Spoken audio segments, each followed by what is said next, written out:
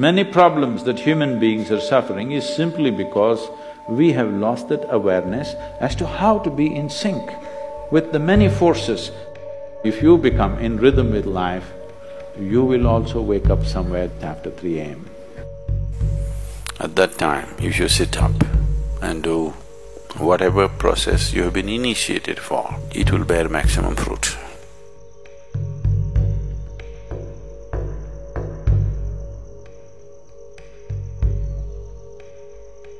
In the way the planet is spinning and what is happening, something very fundamental changes somewhere between 3:20 to 3:40. This is called Brahma Muhurtam. This is relevant only up to 33 degrees latitude. Your system, human system, functions in a certain way. It is a possibility. So, there has been an awareness about making use of this possibility. Your life is a product of many things that we call as the universe, many things that we call as existence. So we are a consequence of a certain phenomenal happening that we call as cosmos. We are not an individual existence. So when you get in sync, certain things will happen. You know, there's a cicadas in where we are in Tennessee, the US ashram, they wake up once in 17 years. Can you beat it? They know it is 17 years and they come awake and they breed and they go back to sleep. They're keeping time once in 17 years. No alarm bell anywhere. Well, how is this? I'm saying they're in sync with nature.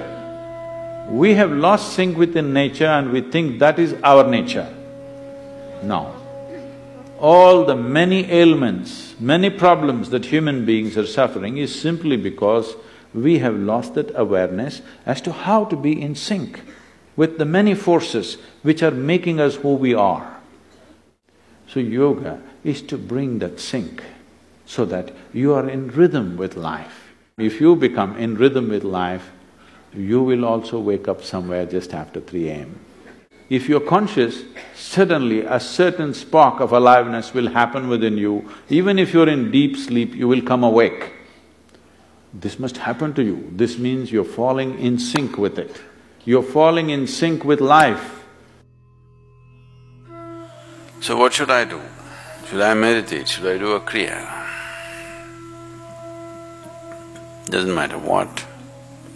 You must do a process for which you have been initiated for. Because initiation means you were not just taught a practice, it was introduced into your system, it was implanted in your system. So whatever, if there is a life seed within you, if you're awake at Brahma Muhurtam and sit for whatever that practice is, it bears maximum fruit because of the way the planet is behaving in relation to your system. If you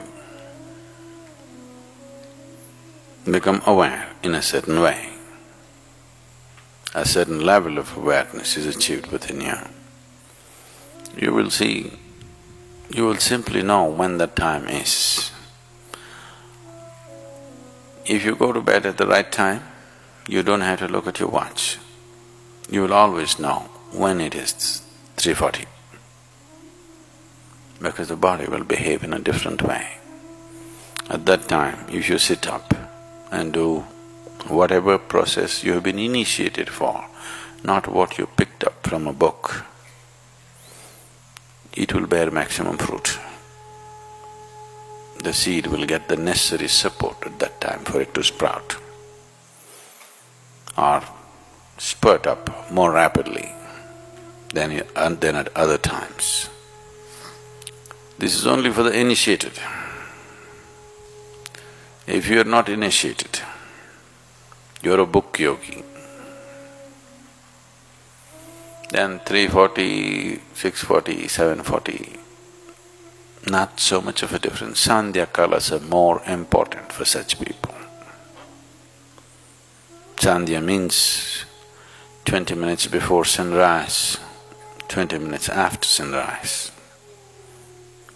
or 20 minutes before sunset and 20 minutes after sunset. The same goes for noon and midnight, but they're of a different nature. So these two twilights are better for the uninitiated. 340 is good for those who've been powerfully initiated.